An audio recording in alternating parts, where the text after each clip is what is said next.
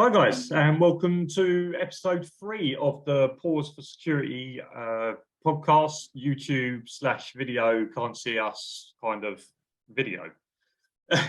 Well, we are going to concentrate on uniform this week, and as always, I have my co-host for this, Aaron, or UK Security 101, who's going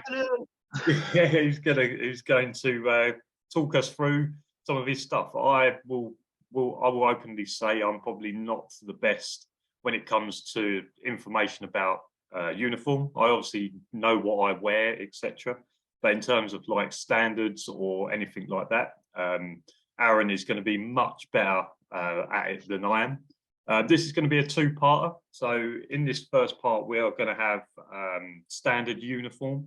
And then in the second part, it's going to be more specialist uniforms, some more specialist stuff.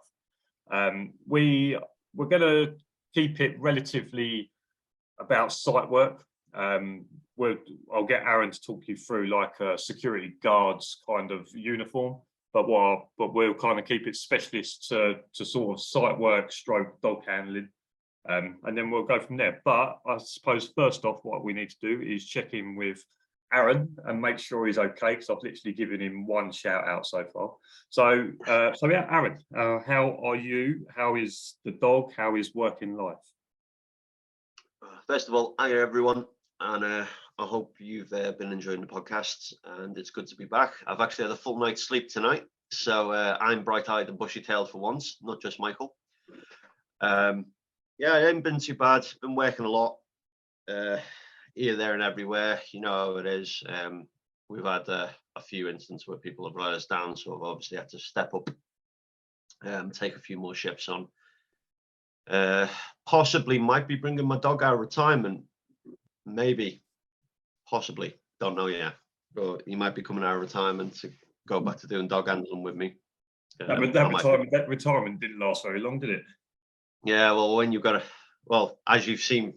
When before we all started this recording, when he came over and see it, he's a big lad, and he's he needs his exercise, and if that involves him trying to chase people around fucking site, then I'm happy for it. So yeah, guys, we're going to talk about uniform today, and it's not going to be, I'm not going to go into details with how, like, the specs and how things are made, but we're going to basically give you a good idea of what you should be wearing when you go to work. It's going to make you more comfortable. It's going to look professional, and it's also going to help you sort of stay on top of your hygiene as well. It's just a few certain things that a lot of people don't do that will obviously just help you throughout your career. So, don't know. Do you want to jump straight into it, Michael? Or yeah, we'll jump straight in. So the easiest way for us to make sure we didn't miss anything out, or to keep it quite simple, is we're going to work from the ground up. So first we'll go with boots and footwear. So I've got some Haix boots I got off Patrol Store. Got them as a present from the fiance. Before that, I had some sort of like Nike trainer boots that were like starters, really, just to sort of get me into it. But the first site I had was concrete, so it's like pavement concrete. But then moving to the site I'm on now is obviously a bit more construction. So yeah, I wear Haix boots. They was roughly about £120, I think. Yeah, so they're the boots that I wear. They've been pretty decent, to be fair. The only issue I have with them is that the laces are about 8 foot long. So that's my only real qualm with them. They hurt my feet a little bit, but then I think through football and kicks, and I've misshapen my feet. So there's football boots hurt my feet, golf shoes hurt my feet. So I'm sure it's not the boots that give me sort of the uncomfortable part of my right foot. So, but yeah, they're the ones that I wear. I don't know about you. What do you wear? I know you've got loads of pairs, but yeah, well, I don't have loads of pairs. I've gone through like a majority of the brands, obviously through this and my military career as well.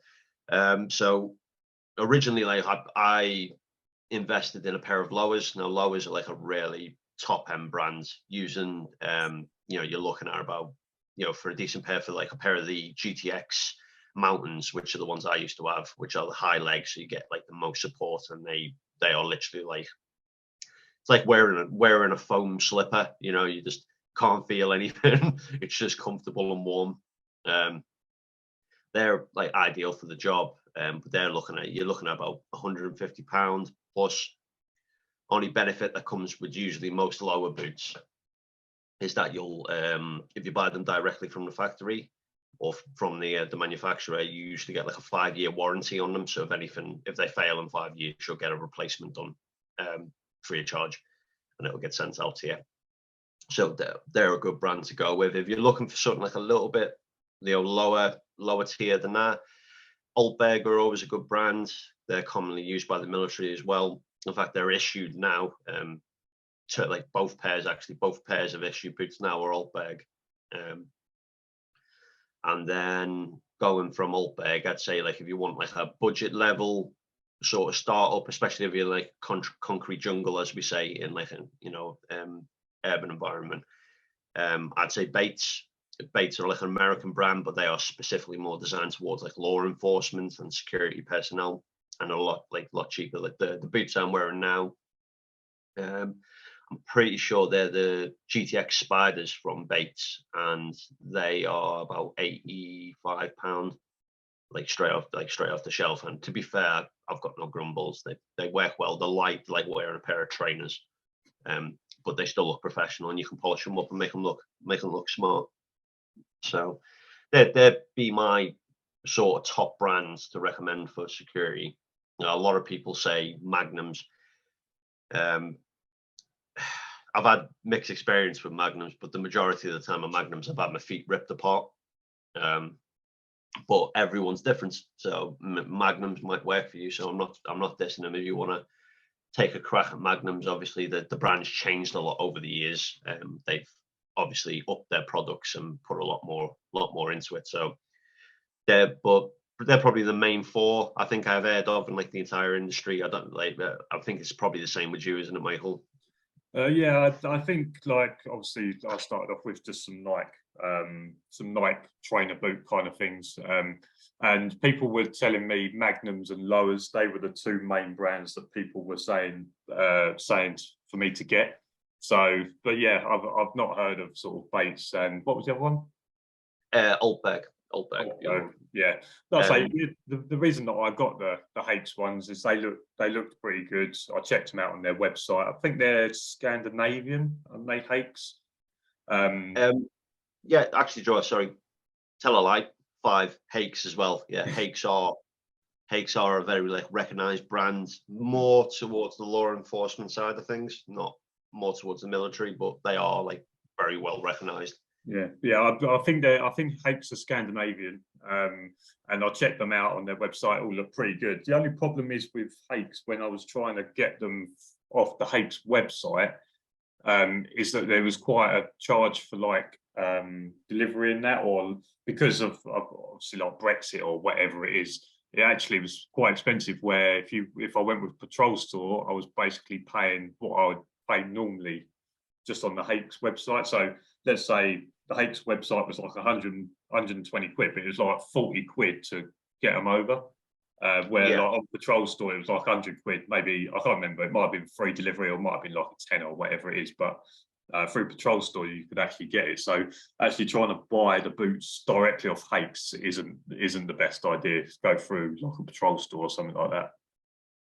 Yeah, but that brings me to a point actually. So guys, what me and Michael will probably try and do is I'll try and get it over to Michael at some point, is I'll put like a list together of links to websites and to like products and stuff like that, so you can just click on a link and go to it. Just say if you're trying to search around for it, I'll make a list and they'll all be there. Put them underneath this video. I'm assuming you can do that. Yeah, I'll put it in the description of this video. Everything that we sort of talk about, or like say links that are going to be handy, I'll put everything down in the description of the video. Yeah, it is.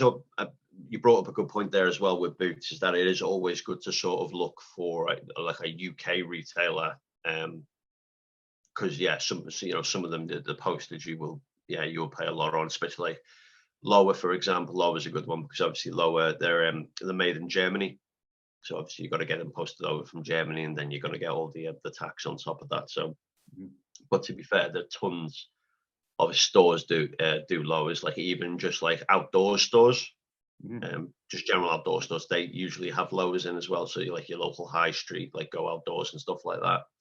They tend to have the brands in as well. So if you didn't want to have to, even if you wanted to try them, sort of thing, and feel what they feel like before you buy them, go down to your local outdoor store. I'm pretty sure they'll probably have them. Fair enough.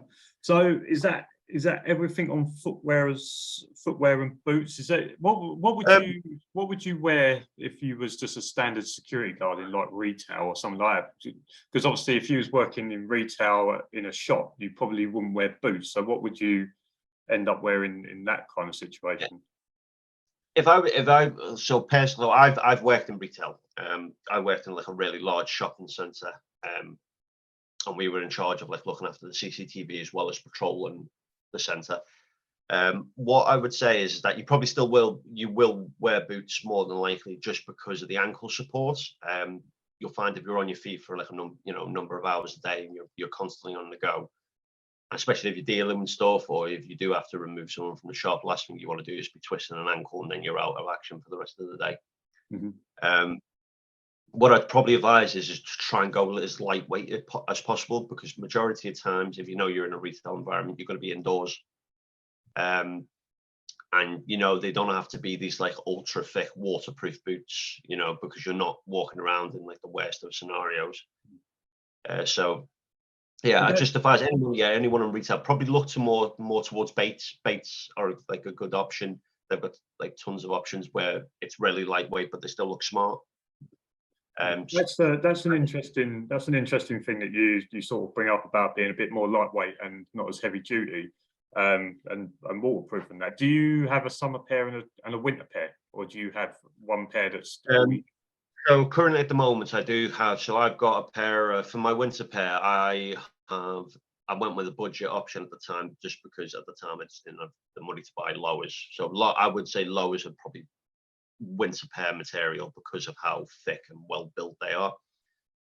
I've currently got a pair of German army issue infantry boots, or mountain boots, which are pretty like an identical copy to lowers, basically. Basically just a rip off of lowers, but they work. So yeah, I use them as a winter pair. My summer pair would be the Bates or the lightweight pair, for depending on what job I'm doing. So if I'm in an environment where I'm not going to be outside all the time, then I'll wear the Bates, because I just don't see the point in punishing my legs or my feet. Walking around inside for like a long period of time, and it does weigh you down. So we've got that, and then I'd say like if you're going on to like a really bad place, if you're working like in a rural environment where you've got like farmland or fields and stuff like that, or you're working on a building site where it's just crap everywhere, probably worth buying like a pair of like wellies or snow boots or something like that, something that you don't mind. Like it can be easily replaced, it will keep your feet warm, but you don't mind them getting destroyed, because it's going to happen. Yeah, I've got a pair of wellies in the van, just mainly because I had a pair of wellies anyway, and like there was just nowhere for me to have them in here. And like you say, they're always decent to have, just in case you end up being sent into somewhere really boggy, or like you obviously get like a bit of a flood. Even if you get like a bit of a flood or whatever, like where I am, you can see like, well, you probably can't see, but where I am, like the bottom road, in order to leave, there's a little stream right next to it, and obviously if that ends up bursting its banks, it's just going to flood like down towards sort of the main gate area. So obviously if that ended up happening, at least having a pair of wellies in the van would obviously keep your feet dry. Yeah, that's another good point that you've just brought up there, Michael, as well, guys. If you take our advice and you have your winter pair, your summer pair, and your emergency ship pair, shall we say, for bad sight, a lot of this should be in your vehicle, and should be sort of like stored away in a kit bag or wherever in the back, out of the way, because there's nothing worse than going to a site and you know, you don't realize how bad it's going to be. You get to the site, and then next thing you know, your fucking feet are soaking because you're covered in mud.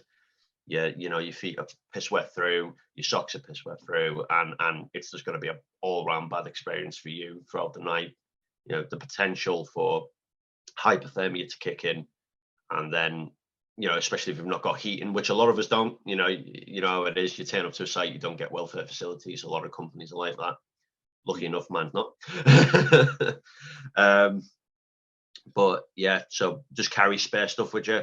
You know, if you've got them, instead of piling them up in your house and pissing your missus off, and potentially risking getting murdered in your sleep, put them in your van and pack them away, and then you know they're there. And if you need to swap over, it's always there. You've got the option. Yeah, but it also comes down to looking after yourself as well. Because I'm quickly just gonna Google this before I start telling people that it can be caused by it. So what is trench foot? Trench foot is also known as immersion foot. Occurs when the feet are wet for long periods of time. It can be quite painful and can be prevented and treated. So you also got to think about making sure you're looking after yourself as well, because you don't want to be off work through something like trench foot because you haven't got a pair of wellies in the van or whatever it is. So it's obviously, it takes it a little bit further than keeping your feet dry. It's also preventing yourself from getting something like a trench foot or whatever it is. Yeah, no, exactly right. And you know, with trench foot as well, like if you've got any like cracked skin or anything like on your feet or between your toes, that could lead on to infection and stuff like that. And then, you know, you're looking at trips to hospital after that. So yeah, all in all, have a pair of wellies. Yeah, have backup. So moving on from footwear, I think we've more or less covered footwear there. So moving on from footwear, we're going to talk about socks a little bit. Now, socks might seem quite a standard thing. You just think, oh, like just any pair of socks. And to be honest with you, I just wear any pair of socks. So I'm probably going to learn something through this a little bit more. But in terms of socks, I was speaking to you the other day when we was sort of planning this, and you said something about socks that I thought was worth mentioning. Right. So with socks, so when I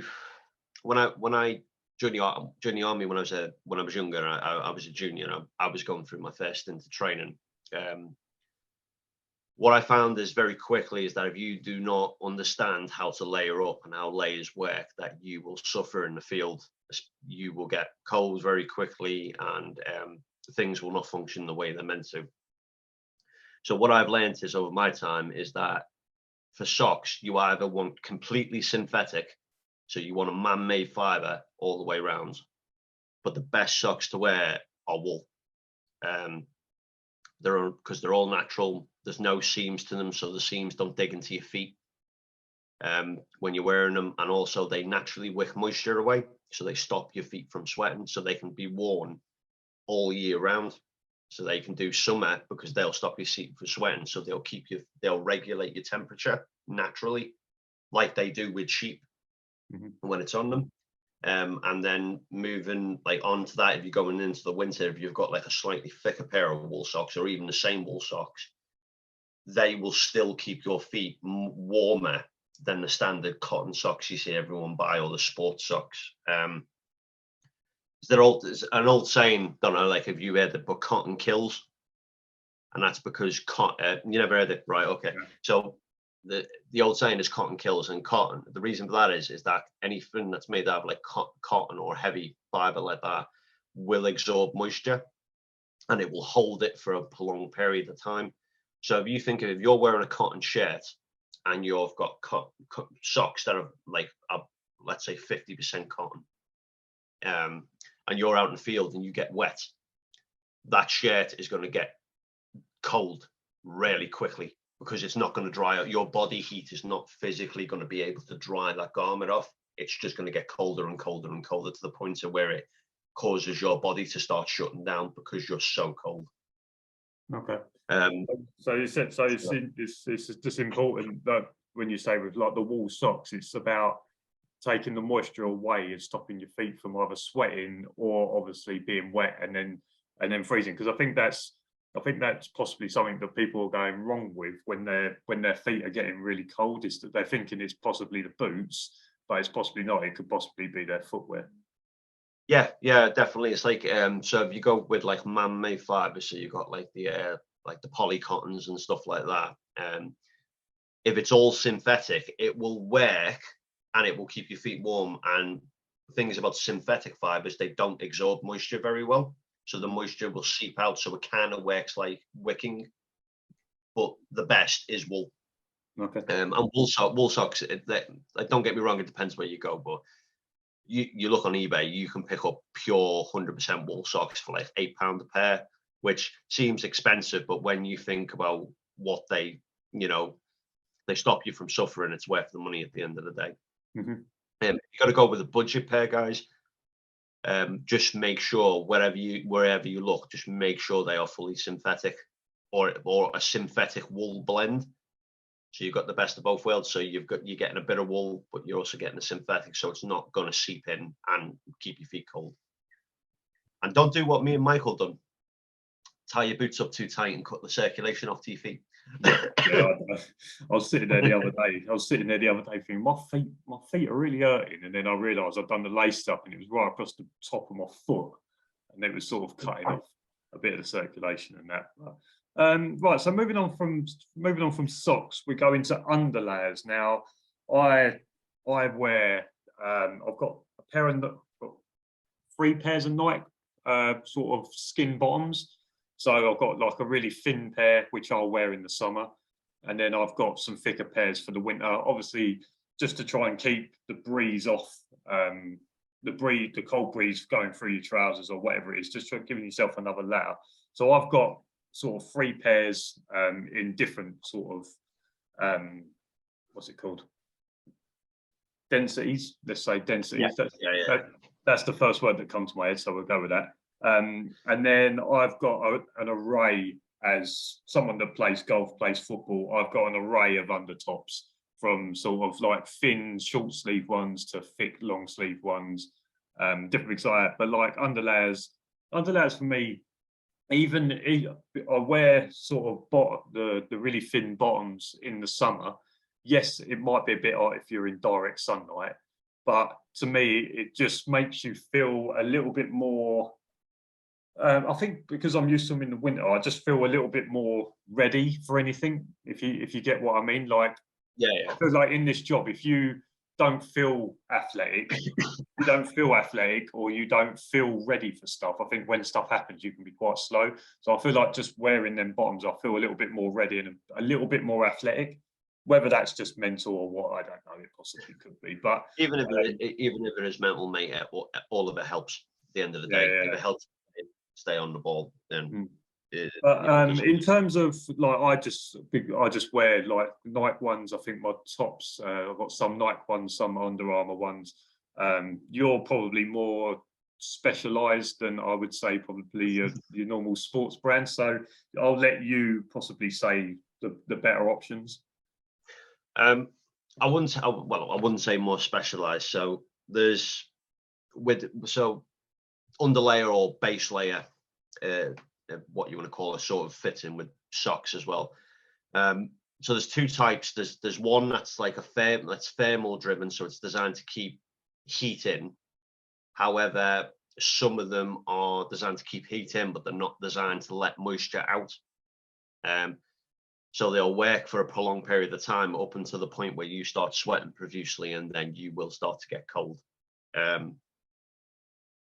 So what I tend to wear is I will wear all moisture wicking base layers. So I'll wear synthetic fiber, and I'll put, as I say, I'll put links to the ones I use and to ones I can recommend in the description at the end of this video. So I don't do the full leg. I do the 3/4 short sort of thing, just because it gives me that healthy balance of not being too warm, because you'd be surprised how how good moisture wicking clothing is keeping heating. It's like you'll be you'll be stood outside, out on a patrol. It'll be absolutely chucking it down. You'll have a guy next to you or something, and you'll be wrapped up like the high heaven, looking like the Michelin Man, about 20 layers on. And he'll be like, I'm cold still, and you'll be sat there, sat there in just your normal patrol jacket with your fleece on underneath, going, bloody hell, I'm dying here. Yeah, moisture wicking laying, guys, is the way to go. It will just save you a lot of hassle, especially if you're wearing like a heavy jacket, or you're wearing a vest or body armor, or whatever you guys wear. Or if you're in a retail environment for that matter, and you're wearing a shirt, it will save your shirts. It's nothing worse than when you start sweating and your shirt is like drenched, and it doesn't look very good either. But yeah, so I go with a moisture wicking chop. I go short sleeve. I do get some long sleeve ones. I tend to use the short sleeves a lot more. And then I go with like the 3/4 length shorts option for the bottom layer. Companies wise, so for the tops, I get them off. I'm actually wearing one now, actually. For the tops, I get these ones from a seller on eBay. I will include them underneath here. They're cheap, so they're only about like £5 per one, which is good for moisture wicking clothing. Up from that, Michael, you've heard of Viper, haven't you? Who? Viper. Yeah. Yeah, they do so they do some like really low end security stuff like belts and stuff like that, but they're mainly like an airsoft brand. Mm-hmm. They do like a moisture wicking t-shirt that's a bit thicker than this, and to be fair, they are actually really good as a base layer. I've got about 3 of them, and they are superb for winter because they've got that little bit more extra thickness to them, but they work really well. They do wick moisture away really good. So there's them. Sort of retail in like Sports Direct, you've got like Sondico. Mm-hmm. Sondico are, again, they're another one because it's all synthetic. It wicks moisture away, so you can get like the tops and the bottoms from them. And there's a few others. I can't name them all off the top of my head, but as I said, I'll put as many as I can in the description below, so you guys can just pop on, have a look, see what you think, and if you want to get them, get them. Mm-hmm. But it'll save you a lot of aggro, I'll tell you that much. Right, so after underlayers, we're going to go with trousers. Now, trousers are a funny one for me, being someone that's quite slim and that. Trying to find a pair of trousers that don't look like I've borrowed my dad's, I think is a big thing for me. So I used to work for a security company in the alarm system side of it. So when the occasional time that I had to go to site, I did have some sort of work trousers that were like straight legged, probably because I didn't go on site much. Probably felt like they was decent because I was only wearing them like once every couple of months or whatever, when I was helping out run cables or whatever it was. But since I've got into this, trousers, having a well fitted pair of trousers with enough pockets and things like that has become a massive thing for me. So I get my trousers. I'm sure everyone's seen them in the videos. I get my trousers off of ASOS, and they're like £45. Some combat trousers, and I think the most important part is it's just the extra pockets down the leg. I don't think I could do my job I couldn't do my job as comfortable if I didn't have pockets down my legs, because I've got like a couple of phones, a torch. You've obviously got different other things in your pockets, poo bags or whatever it is. Like some of it will go in your tack vest, but just having that extra pocket for when you're going to do the gate, having an extra pocket for the padlock, things like that. But yeah, it's like I get mine off of ASOS, but they are slim fit as well, which makes me feel a lot better. I don't think there'll be nothing worse than me getting out with a pair of trousers that are like straight legged, like a bit flary, like that. Being someone that's quite slim, they just work for me. But I think the most important part with trousers is just having the combat ones with with the pockets down the side, but also like a cuffed bottom.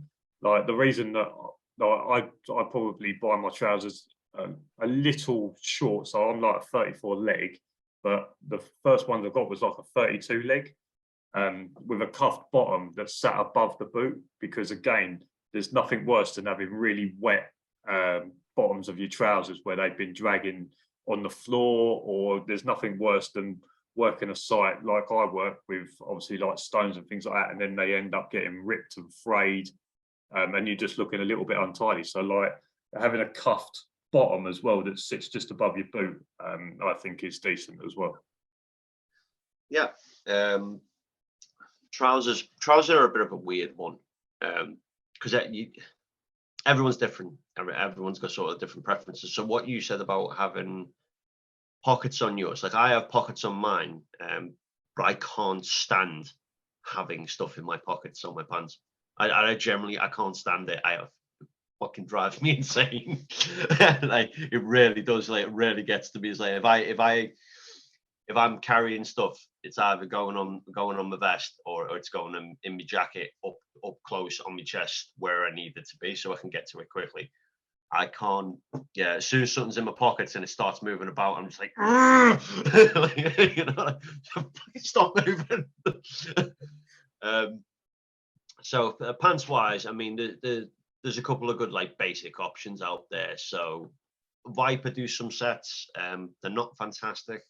I can't really speak for their quality, because I haven't owned a pair personally. I know other people that have used them and they seem to work okay. There is a company called, I think it's Castle House or Castle. They do like the ex-military styled combats for like the loops that'll take like a 50mm belt. They are good and they're comfortable. What I'd say is that they're like the very basic, like there's no zips, it's all like buttoned trousers, like old school, and you can get them in like you get them in black or navy depending on what like your colors are for your company. Currently at the moment I am using the 511 Apex trousers.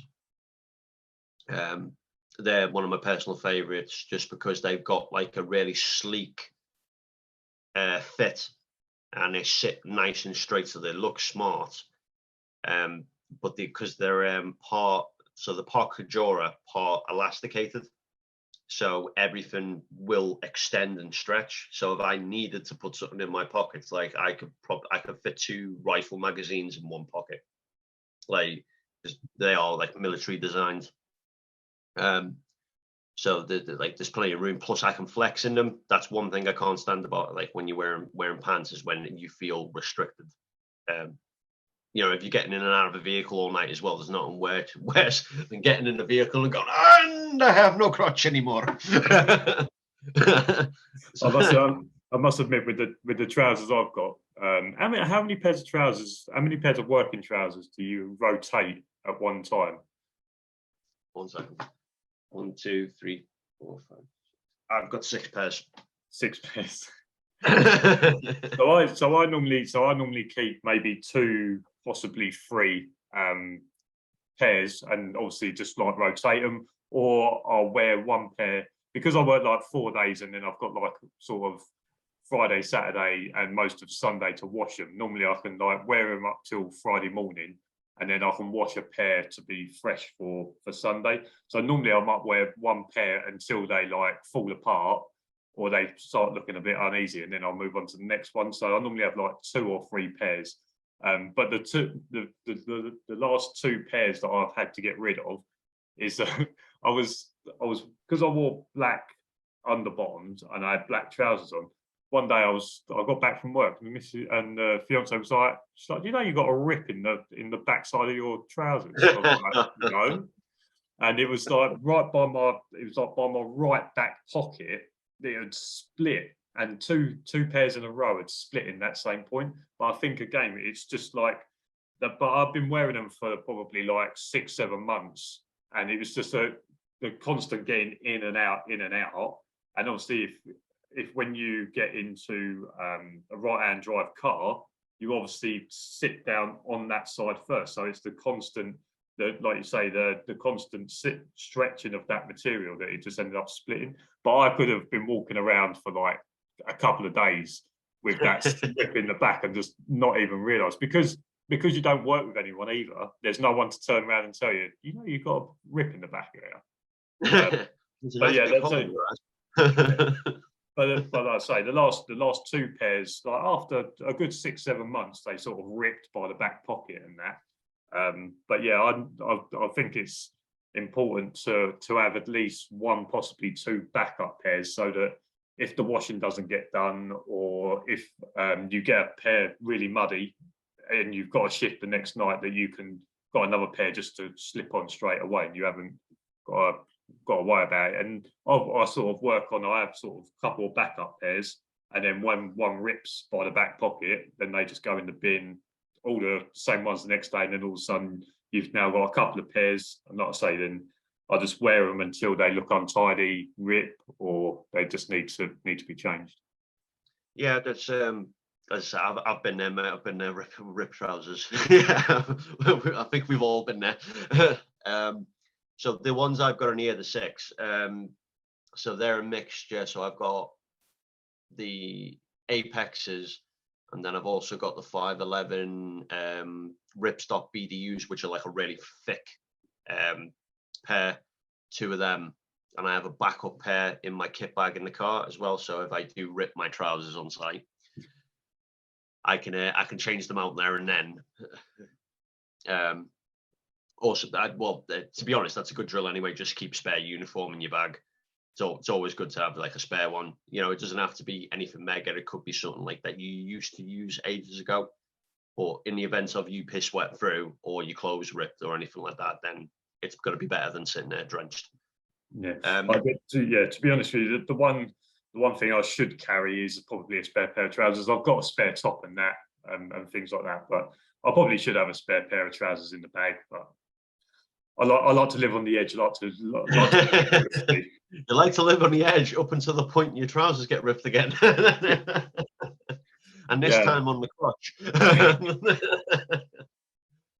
Gonna get a bit breezy in there. Guys, just before we continue as well, obviously combats are specific to everyone. Everyone's got like different ways. There's also like work trousers, which are more like a streamline, maybe have 1 or 2 pockets, but look a bit smarter for different environments, such as retail. What I'd say to you is to shop around, and you are gonna pay money for quality. It's like so the Apexes I've got, I think now, even though I've had them for five years and they're still going strong, no rips, nothing's came undone, all the zips still work, and they're £60 a pair. Yeah, it's not cheap, but you pay for quality at the end of the day with sort of trousers. There's not really any budget level for trousers. If you buy cheap, they're going to rip and they're going to wear down. The other thing as well, a lot of people won't tell you, but when you're washing your trousers, don't wash them on hot washers. Always wash them cold, 30. Don't put them in the washing machine for like a ridiculous amount of cycle. Just put them on a small cycle, because you'll eventually wear down the material. And the other one is, don't put fabric softener on them, because you'll destroy them. And what was the other one? Harsh detergents. Don't use like ultra strong detergents on them. Again, it will just degrade them, and then they'll have a rip, or you'll take them out of the wash one day and they'll be frigging, everything will be undone and there'll be holes everywhere. What about tumble drying? Some of them you can tumble dry depending on the material. If it's a synthetic material, usually you can tumble dry them, but you've got to tumble dry them on low. Don't put them on high. And to be fair, what I tend to do is that if you're going to do it, make sure you wash all your combats together, because they're all like your black uniform together, because it stops color fade. So all the colors, any fade that comes from that will go into your pants, so it keeps your pants black as well as your tops. And once they've come out of the washing machine, leave them out for a little bit just to like air dry, and then when they're at that point where they're not quite dry and they're still a little bit damp, chuck them in there, the dryer for a few minutes on low, and then 20 minutes later, they're usually completely dry and they're good to go then, and you've stopped them from getting worn out. Good. Right, moving on from trousers, then we go t-shirt and shirt. I've got 3 different types of t-shirt. This is where you start getting into my issued uniform from Prestige. So I've got I've got long sleeved long sleeve t-shirts, which is obviously more meant for winter. I've then got a short sleeved sort of cotton shirt. And then there's a short sleeve, more like summer t-shirt, so a bit more of a breathable fabric. So yeah, they're the 3 that I have. Obviously, depending on the weather, I will interchange between the 2. Obviously, I normally have an underlayer underneath, no matter whether, like you say, whether it's hot or cold, just to take away sweat or whatever it is. But just having a different thickness or length of sleeve, obviously for the winter and things like that. So I think they're probably cotton long sleeve, cotton short sleeved, and then like a breathable, lightweight summer one as well. Yeah, I'm very similar to you. So with Poseidon, so our tops are navy, dark navy. So we've got dark navy polo, short sleeve order, and then we've got long sleeve order for winter. We also have different colors depending on job role. So if you do certain jobs, like the color will switch out. And again, it's one of them. It's like, so you can't help it with it. You know, if you work for a company, you get issued uniform. But this is where the moisture wick and base layers come in. Is that if your top's made completely out of cotton, but you're wearing a moisture wick and base layer, you're going to be warm because that cotton's not touching your skin. It's on the base layer, and the base layer is doing the business to keep you warm, and it pumps the moisture out. But and it's one of them with issued uniform as well. I mean, I don't know how you feel. So we do have company issued actual shirts for specific jobs. Not like you'd never catch one of our dog handlers wearing that on a site. You know what I mean? Probably but you mean like your white shirt, like dress shirt. So like a dress shirt, but ours again is navy. So it's dark navy shirt with the company logo, and then you've got a pocket there for like your fucking notebook or whatever, whatever you want to put in it, or your ID holder. And to be fair, they do look smart. And I'm not going to knock a guy wearing a shirt, clip-on tie with a pair of straight-legged iron combats with creases in and fucking, his vest on. Looks fantastic. Not where the belie, but that's only in like, it's sort of like the same with the military and police. That's like your twos dress. That's like only like ceremonial purposes. You know what I mean? It's very rare that you will have that when you're on duty because it's not practical for doing the job. This is why I feel sorry for most guys in retail when they're stood there in a freaking, shirt collar strangling them all freaking day with a tie on and the full thing, and the poor guys probably don't even have any base layers on, so they're just sweating into cotton and are probably freezing as soon as they step outside. And I've been there myself. One of the jobs I worked on, I honestly, you would not believe it, is that they would not allow you to take your so you had to wear a suit jacket with your shirt. You would actually get like put a disciplinary if you took your suit jacket off. And I swear to God, not right. So you can imagine that in the middle of summer in an outdoor shopping centre in direct sunlight, walking around in a full suit all day and not being able to take it off for 12 hours. I would have taken the disciplinary. Oh yeah, I did. I did. But that in talking of shirts, that was an interesting point you made about clip-on ties. Because if you are going to be in a confrontation and you're wearing a tie, that is something that they're going to grab. So having something that just clips off, you don't want to be having anything around your neck that could be used against you. Yeah, so it works the same for your badge holder. If you've got So if you've got like a lanyard as well, make sure the lanyard just comes off when you pull it off. It's like obviously just protect yourselves. I mean, not to sound violent or anything, but you know, if I'm getting into a confrontation with someone and I can see they've got a tie on, guess what I'm going to do? I'm going to choke them because I know I'm going to win because they ain't going to be able to get away. However, if someone's got a clip on tie, I'm just like, well, that option's out the window. Yeah. You know what I mean? So just a little bit of forward thinking there, guys. You know, there is a reason we wear clip-on ties and the badge holders come off easily. Obviously, I know it's a little bit annoying if someone rips off your badge holder and takes your license, but it's better than being strangled. That's all I'd say. Yeah. So with shirts as well, like generically, if you work for yourselves, guys, and you're trying to think of what would look good as a company thing, like going forward, just save yourself a load of money and just go and get a standard polo, a black polo or a navy polo or whatever colors you want to use, and don't be afraid to use colors as well. That's one thing I hate about the industry. Everyone just goes black, black, black, black, black. You know what I mean?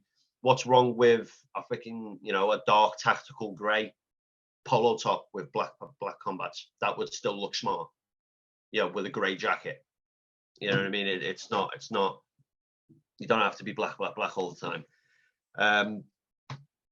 So if you're going to get like a generic one, I'd advise just get a standard polo that's got like security writ across the arms and stuff like that. So when you've got like, if you are wearing a tack vest, for example, if you wear a body warmer or any sort of equipment, if you're still visible, they're still clearly marked that you know who you are and why you're there.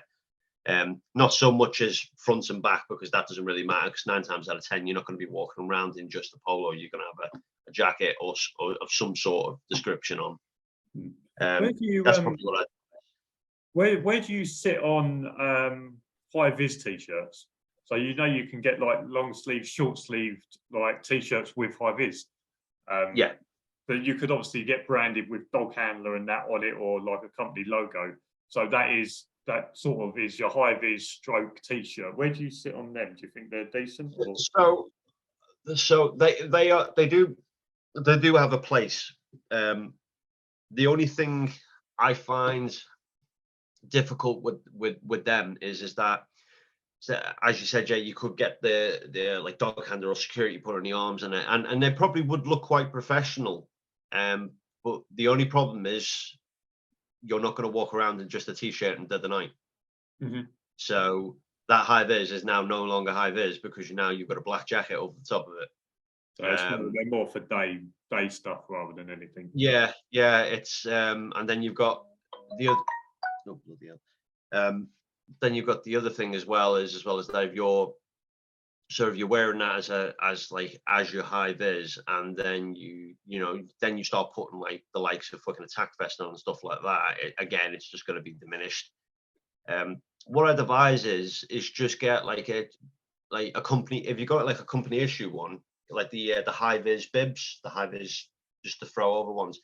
And if you wear body armor and you wear attack vest over the top or whatever, everywhere, measure your chest with all that on, and then get the appropriate size to that.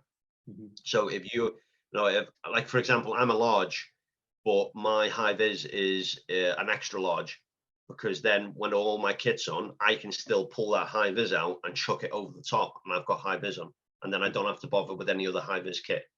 If I've got my jacket on, I can chuck my high vis over the top. So no matter where I go, I don't have to buy a separate jacket or anything. I've just got this little cheap bib that I don't have to worry about, that I can just chuck over the top.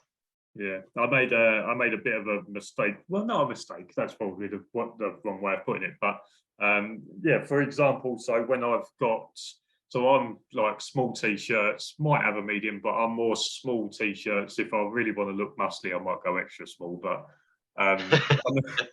well, I normally like a small one that. But then like once I've got like my underlayer, my t-shirt, my body armor, my jacket, or like my hoodie, the large tack vest that I've got off of you, it fits normally, and it's not like tucked all the way in, it's not all the way out, it's like pretty middle-ish. But now I have to have a large tack vest because of all the underlayers that I've got and the body armor as well. So I've gone up like 2 sizes through obviously all of the stuff that I wear. The one mistake I made is that the hoodie I've got is like a small, I think, rather than a medium, because I wasn't forward thinking of, right, my body armor is going to be underneath this, so I need to make sure I've got enough. I mean, it fits, everything fits, but it's a little bit snug. Yeah. But yeah, if you, especially when you start getting to like your third stroke tack vest, you need to start thinking about all the layers that you've got underneath.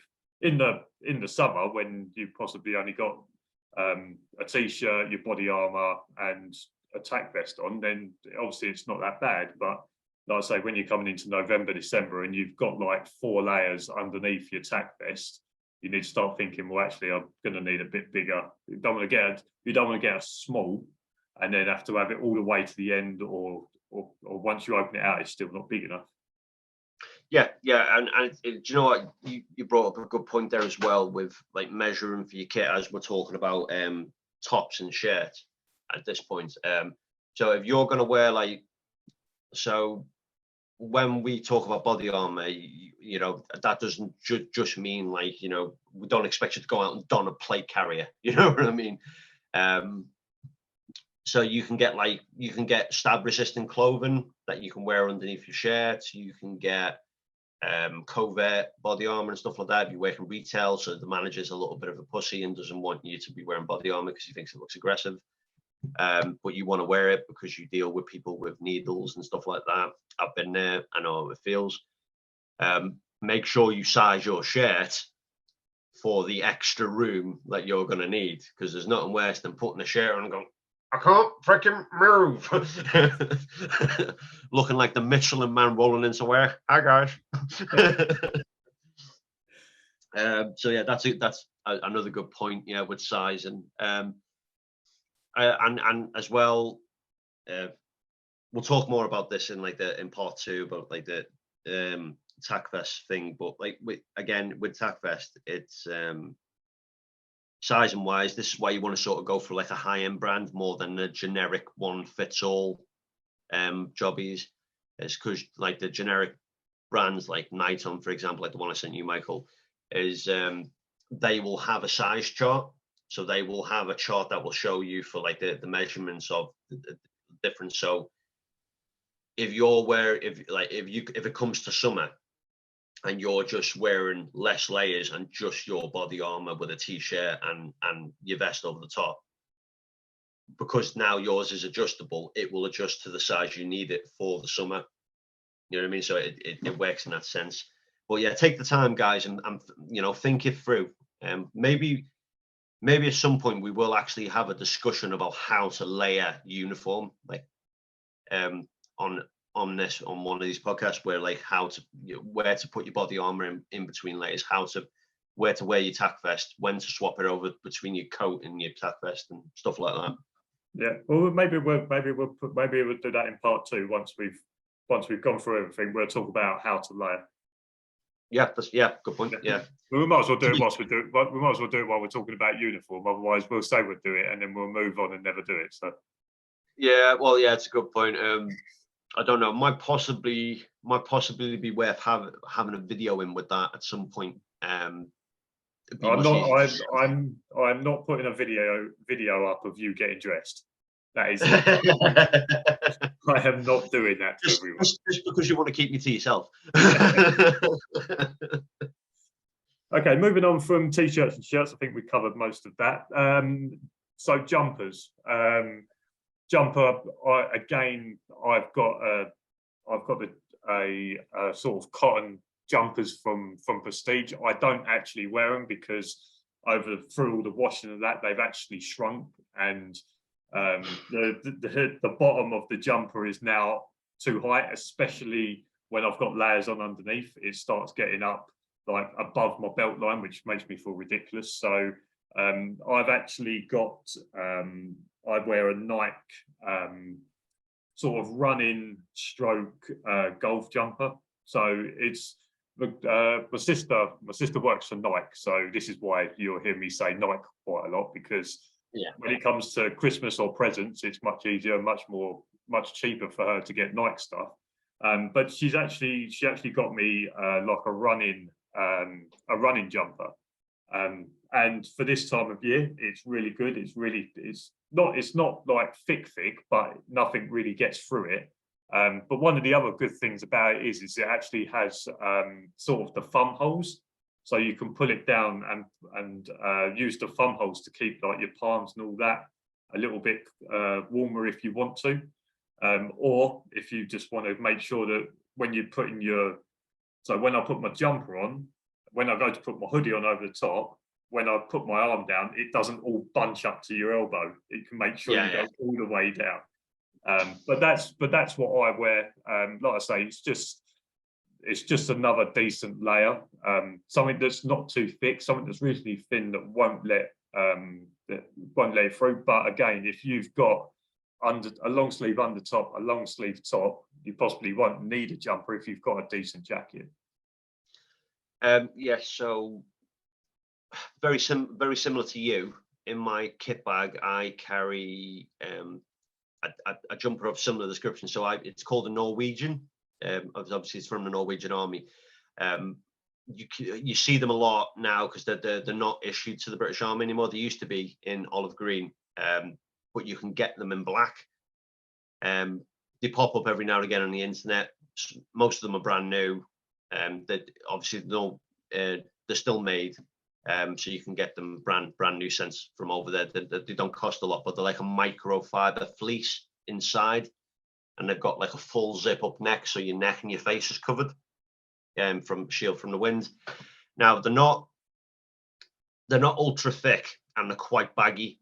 And the thing I like about them is that when I was using them in the military, is that they're fantastic for like a mid layer. So when you get to that point where it's starting to get cold, but you don't quite want to don the full winter gear yet, is that you can chuck that on underneath your standard jacket, and you can zip it up, and then from a distance, because the jacket's over the top, it still looks smart because people can't see it's untucked. It just sits underneath your jacket quite nicely, and then the neck looks smart because it's a polo neck right up to the top. So it just helps keeps you warm. But again, they've got the fun thing where you can slip your thumb through and stop it from riding up as you're putting it on.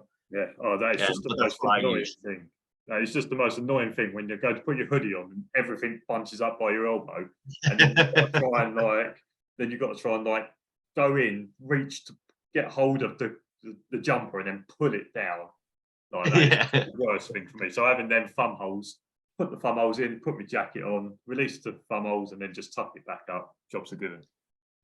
Yeah, definitely. So like that for me, that one there's only two times that comes out. So that comes out when, as I said, if I don't particularly want to go full winter, and then if it's the case of it is so cold that I'm going to go full winter, that's the other time it comes out, because that will be my next layer, then my fleece, then my jacket over the top. Mm-hmm. So I will be well warm, plus the moisture wicking layers underneath, plus my company issue top in between all that. Mm-hmm. Is that everything about jumpers? Jumpers aren't very exciting, are they? No, they're pretty standard. All I'd say is, guys, again, don't get anything that's too heavily made with cotton, because you'll suffer for it. Okay. Right. Last one in part one is jacket. Now you can have obviously a different range of jackets. You can have all different types. A lot of people have seen me with my North Face hoodie. So I've got my North Face hoodie. I've got a Prestige jacket, which is actually quite good. It's got like the fleece in a like the inside is like a bit fleecy. The only thing I don't like about it is it doesn't have a cuffed wrist to it. Sometimes it can get a little bit smothery around sort of your wrists and that. And then also in the van, in one of the boxes, I've got a big big security puffer that was given to me again by Prestige. So I sort of have them now. Obviously, if you layer decently, as long as it's dry, you shouldn't need too much of a jacket. but obviously having a decent one, you may not have to wear your jumper or whatever it is. Some people feel more comfortable in a jacket, some people feel more comfortable in a hoodie, whichever way it works.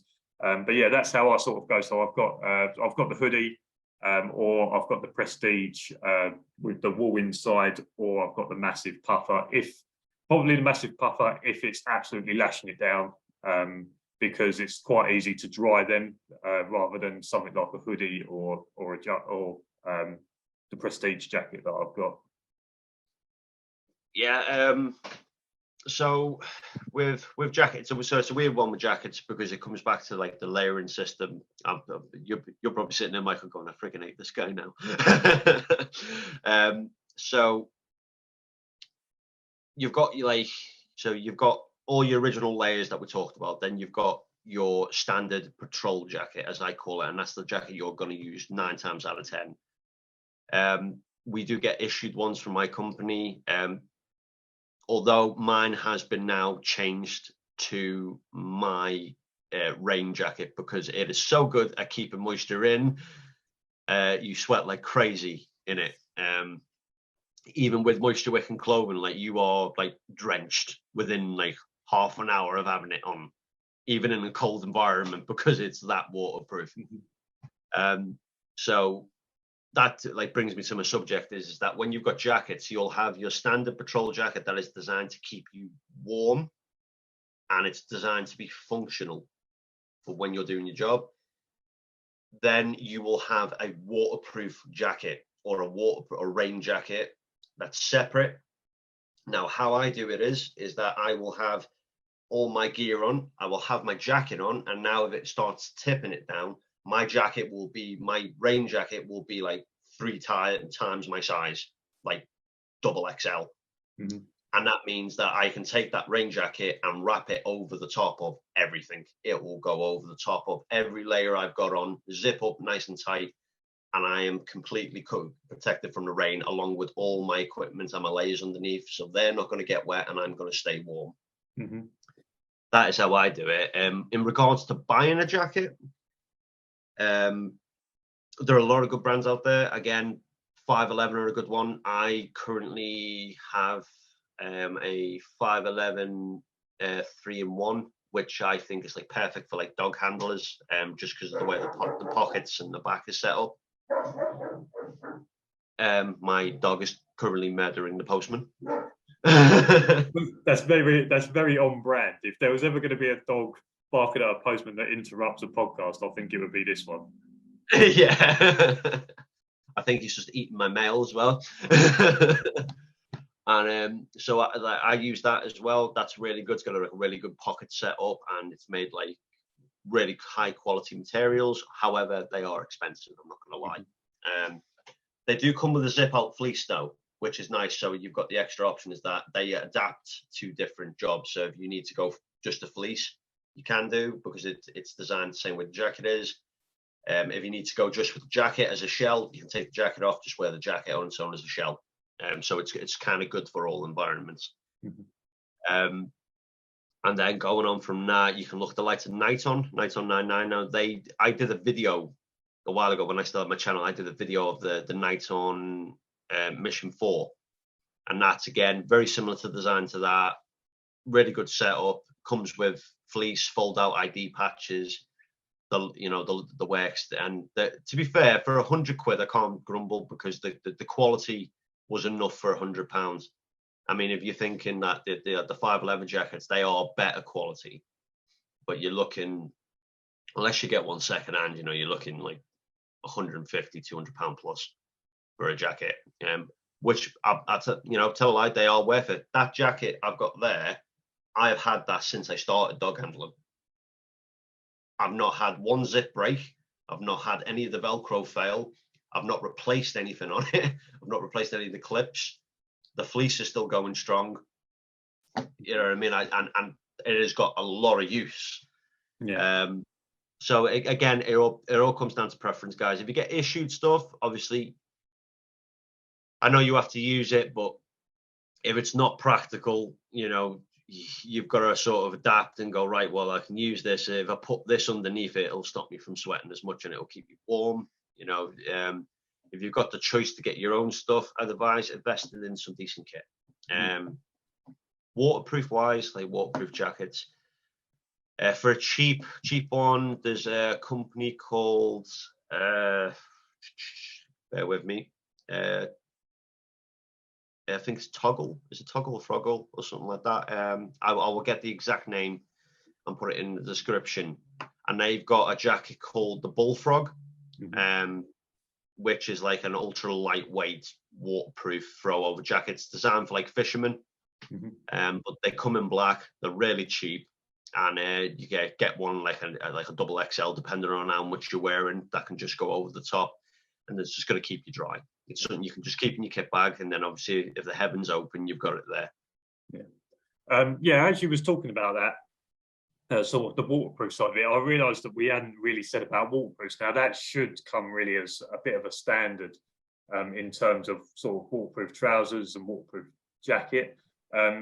My personal opinion is that anything that's made of Gore-Tex is normally pretty good, and you can obviously get the expensive Gore-Texes, or there will be companies that do sort of the cheaper Gore-Tex. But I'd say that anything that is Gore-Tex is normally very good at in terms of waterproof. I was thinking about taking it off him. My trainer was getting rid of some of his gear, and I almost contemplated taking it. And because of the training that we do, etc., and obviously it can be any weathers, etc. He had like a snowsuit, like this massive snowsuit.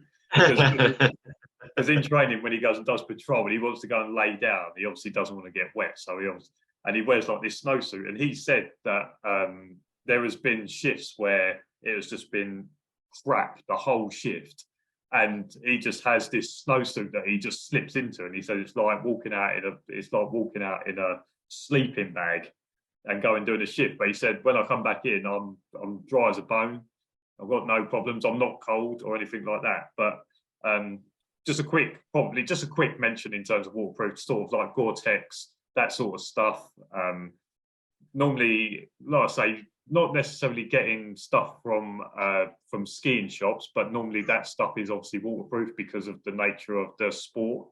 But obviously fishing as well, fishing stuff will be good because obviously people fishing all weathers, golf stuff. But the problem is with golf stuff is it's very expensive. Like a pair of waterproof trousers, Gore-Tex waterproof trousers in golf now is like 200 quid, 250 quid.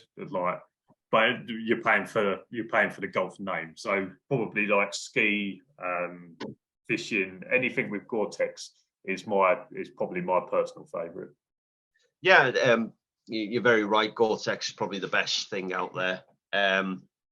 They've got, so if you want to save yourself a bit of money, I mean, like they are hard to find, but they are out there. You can find military issue Gore-Tex trousers and jacket, like secondhand from Army surplus stores. So they're really good. If you find them, they're like gold dust. So yeah, buy them straight away. Just like, yeah, I'm having them. There's them, and then I think, you know, you've got stuff that's made out of like PVC and stuff like that. But the only problem is that, like with PVC stuff, unless you've got a few layers like bridging the gap between you and the PVC, you will sweat like crazy when that's on. I don't know, like, I don't know where you sit on this. Like, I'm a bit of an odd one. I don't tend to use the trousers as much because I think to myself, I ain't got time to chuck them on. I just chuck the jacket over the top of my kit and get on with it. Yeah, I mean, it is a tough one because, like, obviously you don't then want to get back in your van and sit in soaking wet trousers. So I think it very much depends on how bad the weather is. If it's just like a light drizzle, and if I'm not going to be out there for hours, then probably I won't. I'm not a massive fan of waterproof trousers myself. But like I say, if it is that bad, or you're going to be out there for a long time and you're going to be a considerable distance from the van, then maybe it is worth having, because you don't want to be half a mile from your van and the heavens absolutely open on you, and then by the time you get back you're soaking wet, don't have anywhere to get changed, or whatever. So they do have their place. I'm not a massive favourite of waterproof bottoms, but like I say, there is a reason that to have them in the van. Yeah, definitely. Yeah, so they are good to, like, if it's absolutely caking it down, yeah, then, you know, if you've got the option, you've got the time, yeah, put them on, you know, save yourself the aggro. But this is why I said about, like, with having like the extra large jacket that can just be thrown over the top. If you get one that, you know, that's at least going towards like knee level, that drops down to knee level, 9 times out of 10 the water will just drizzle off and doesn't actually get to your pants. So yeah, it's a 50-50. Good. You know, if you want to get yourself some good brands, or, you know, look for anything that's Gore-Tex. Military surplus stuff's really good as long as you can find it in black. Please don't, for the love of freaking God, don't be walking around with a camouflage Gore-Tex jacket on, because I will punch you if I meet you.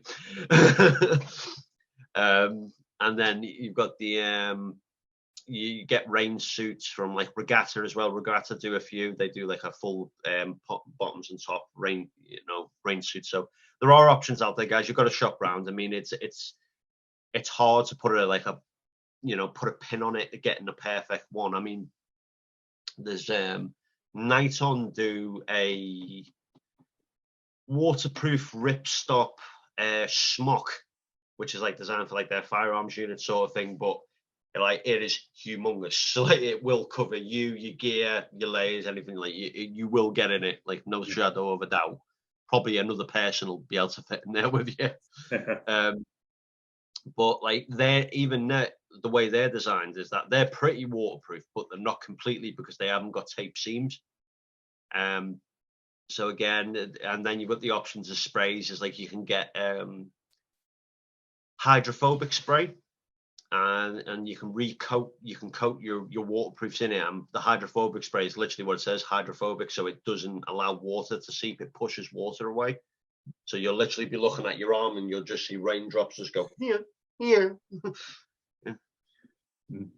So yeah, waterproofs are a good one. But as I say, it's all down to preference. Snowsuit, you can get the bottoms from the snowsuit, the ones that you can unzip at the sides and pull on really quickly with the suspenders. If you've got a jacket over the top, no one can fucking see the suspenders, then yeah, why not? Yeah. You know, as long as it keeps you warm, keeps you dry, and still looks professional, why not? Yeah. Okay. Well, I think that's it for part one. I think the biggest thing to take out of part one there is obviously remembering what you're going to be wearing underneath each layer. So when you start getting to your jumpers and your jackets, remembering that you're possibly going to be having 2 layers and body armor underneath. So making sure that you size it properly. Don't be buying a small. If you are a small, don't be buying a small jumper or a small jacket, because once you've got 3 layers of body armor underneath it, guess what? You're not a small anymore. So. So I think that'll be it for part one. I think that was decent. That's sort of standard uniform. We have more specialized stuff coming in the second part. So yeah, I think for now we will leave it there. Aaron, obviously, thank you for all that information and the nonsense that you just gave us. But yeah. Let's see how many people actually go and check whether I'm telling the truth. But yeah, guys, that'll be it for part one. We will catch you again next week in part 2 with more specialized uniform. Aaron, thank you very much. That was no problem, mate. Always a pleasure. If you like this video, make sure you give it a thumbs up. Subscribe down below for loads more videos, including seeing next week's. And as for now, I'll see you later on, guys. Cheers for watching. See you later. Bye. Peace out.